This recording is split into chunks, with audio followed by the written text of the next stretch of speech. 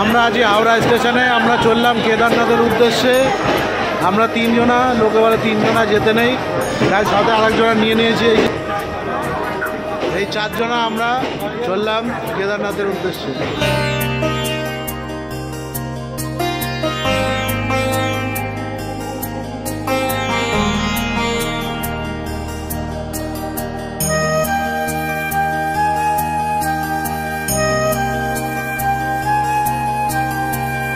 25 ঘন্টা ট্রেন জার্নির পরে আমরা এসে পৌঁছালাম old Delhi junction railway station. এখন দেখি কিভাবে হরিদ্বার যাওয়া যায়।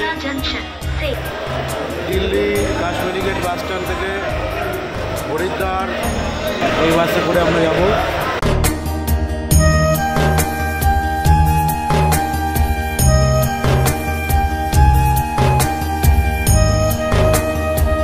দিল্লি থেকে হরিদ্বার যাওয়ার যে বাসটি ছিল সেটা ছিল নন স্টপ, তাই দিল্লি থেকে হরিদ্বারের মাঝখানে এই সুন্দর একটি ধাবাতে বাসটি দাঁড়িয়েছিল। তারপরে সেখানে কিছু টিফিন করার পরে আবার বাসটি হরিদ্বারের উদ্দেশ্যে রওনা দিল।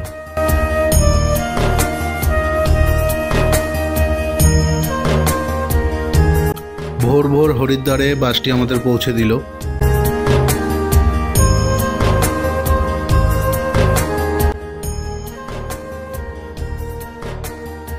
তারপর হরিদ্বার স্টেশন চত্বরে কিছু সময় কাটানোর পরে সকালবেলায় আমরা পৌঁছে যাই ভারত সেবাশ্রম সংঘ হরিদ্বারে।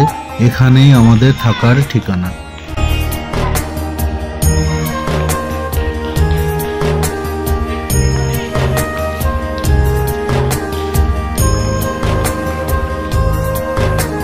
সেখান থেকে একটি অটো ধরে আমরা পৌঁছে যাই হরিদ্বার হার কি পৌড়ি ঘাট।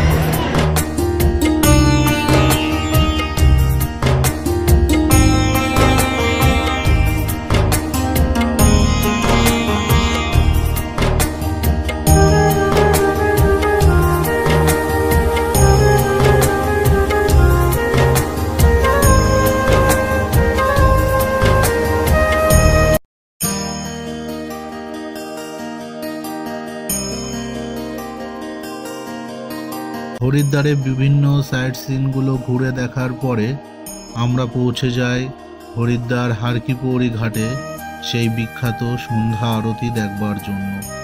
সে এক অপরূপ দৃশ্য।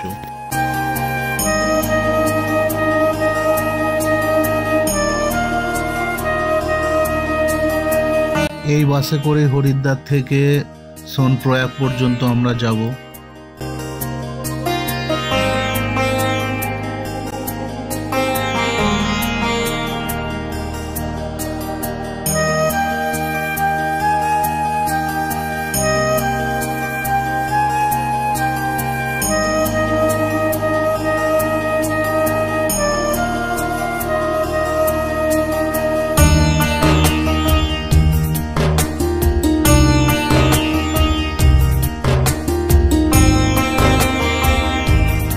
ভোর 4:30টার সময় রওনা দিয়ে ঠিক 9:30 নাগাদ এই ধাবায় এসে বাসটি দাঁড়ালো।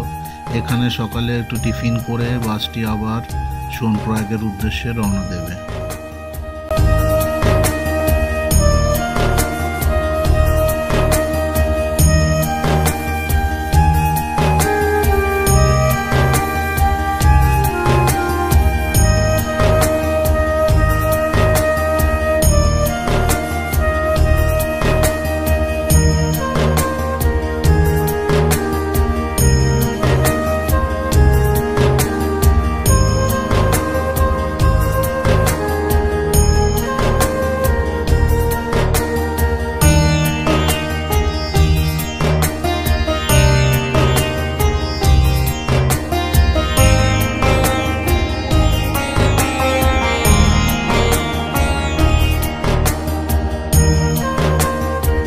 রাস্তার অপরূপ দৃশ্য দেখতে দেখতে আমরা পৌঁছে গেলাম সোনপ্রয়াগের সীতাপুর বাস স্ট্যান্ডে।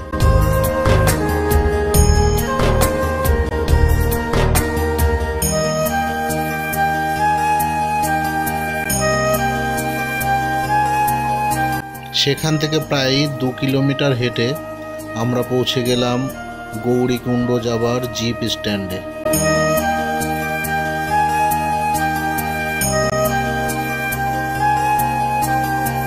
জিপে করে মাত্র 50 টাকার বিনিময়ে আমরা পৌঁছে যাই গৌরীকুণ্ড।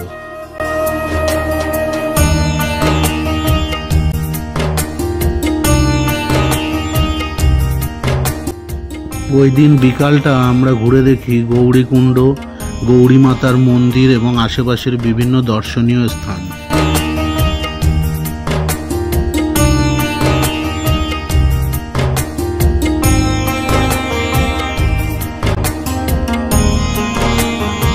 গৌরীকুণ্ডে আমরা এই হোটেলে রাত্রে খাওয়া দাওয়া করি। হোটেলটির নাম মা অন্নপূর্ণা ভোজনালয়।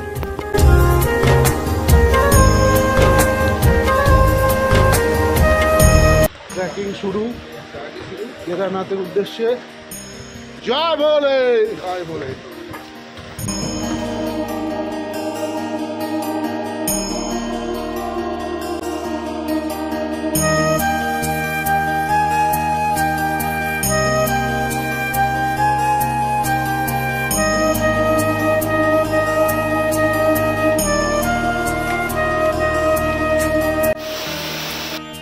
জয় ভোলে, জয় ভোলে, জয় শিব শম্ভু, জয় শিব শম্ভু, হর হর মহাদেব।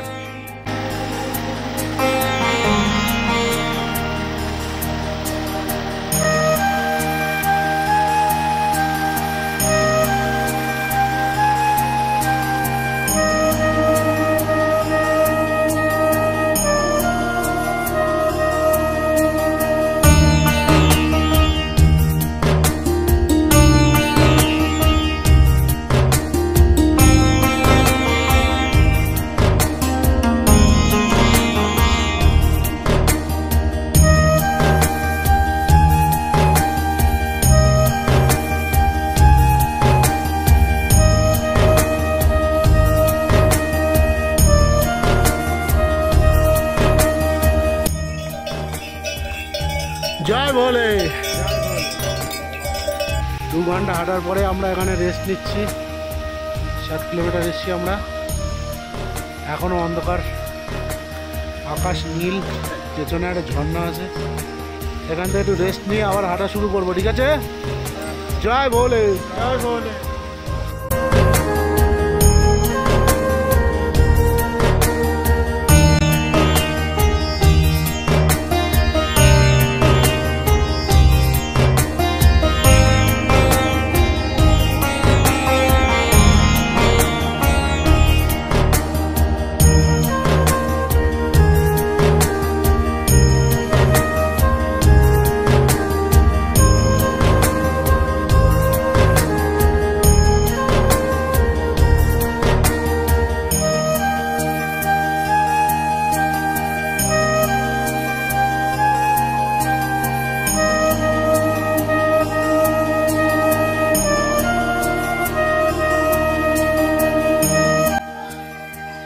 ওই সাইডে নর্মাল রাস্তা, আর এইদিকে হচ্ছে শর্টকাট জঙ্গলের মধ্যে দিয়ে।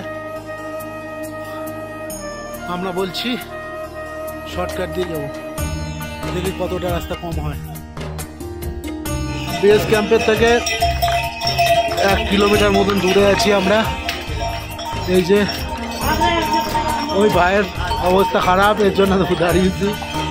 এর জন্য আমাদের লেট হয়ে যাচ্ছে, না হলে আমরা এতক্ষণ পৌঁছে যেতাম। জয় ভোলের নাম নিয়ে হর হর মহাদেব বলতে বলতে আমরা আর আধা ঘন্টার মতো পৌঁছে যাবো।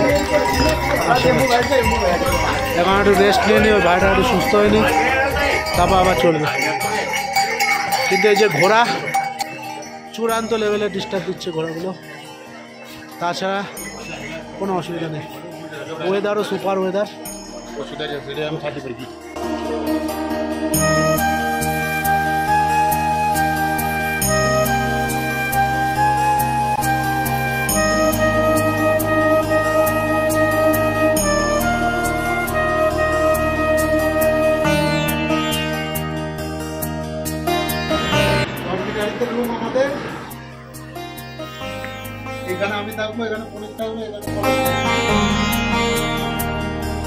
আমাদের টেন্টে স্নান সেরে আমরা বিপুল উদ্দীপনা নিয়ে মন্দির চত্বরে ছুটে আসি দর্শন করবার জন্য।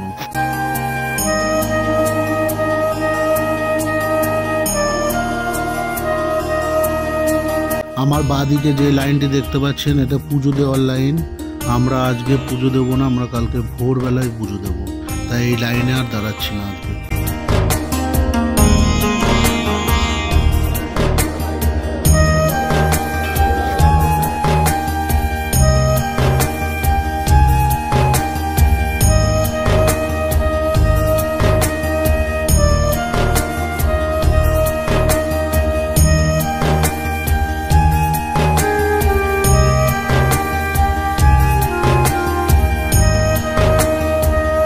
কেদারনাথ মন্দির দর্শনের পর মন্দিরের পাশেই দেখতে পাই এই ব্যানারটি, তাই ভাইয়ের সাথে একটু কথা বলে নিই।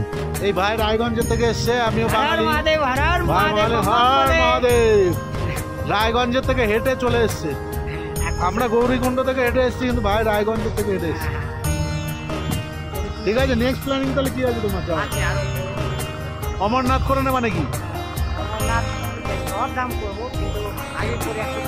ঠিক আছে ঠিক আছে, চালিয়ে যাও, মহাদেবের আশীর্বাদ থাকলে সব হবে।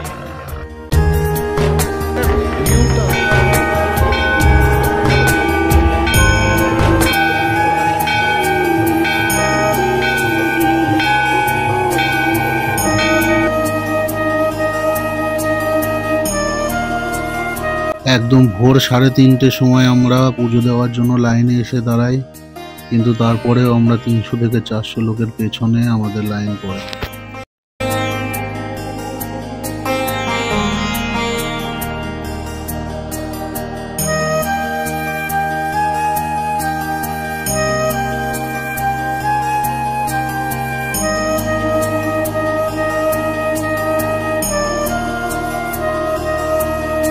আমাদের পুজো দেওয়া হয়ে গেছে, অনেকক্ষণ লাইনে দাঁড়ানোর পরে আমরা পুজো দিতে পেরেছি, খুব ভালো দর্শন হয়েছে। এখন আমরা যাবো হচ্ছে ভৈরব বাবা মন্দির।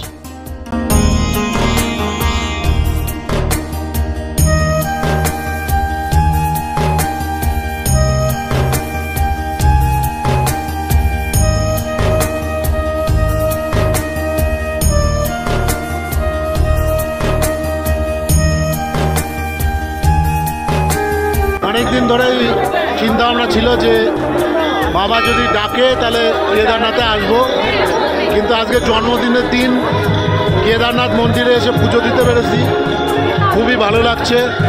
আশীর্বাদ করেছে, এর জন্য বাবার চরণে শতকোটি প্রণাম।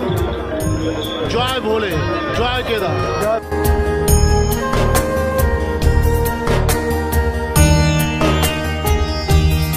ভোলে বাবার আশীর্বাদ, বুক ভরা ভালোবাসা, একটুখানি বিষণ্ণতা, এই সব কিছু নিয়েই এবার বাড়ি ফেরার পালা।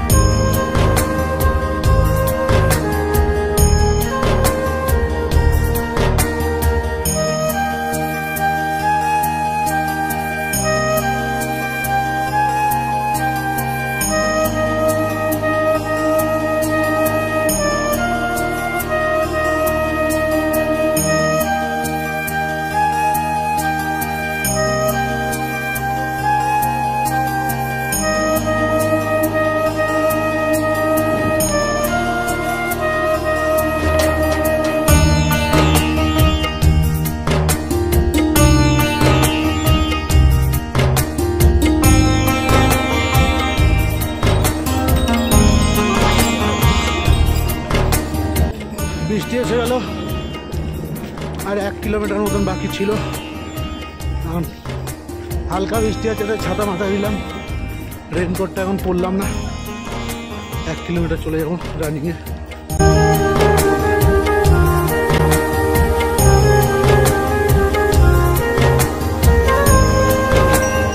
তিনটে 16 বাজে, 10:45 শুরু করেছিলাম, 3:16 এসে পৌঁছলাম। গৌরীকুণ্ডে পৌঁছানোর পরে অবস্থা শোচনীয় অবস্থা। সেই দুইজন আমার সাথে ছিল তারা এখন এসে পৌঁছায়নি, তাদের জন্য অপেক্ষা করছি। আসলে দেখি কিছু খাওয়া দাওয়া করতে হবে, করে বেরিয়ে যাবো।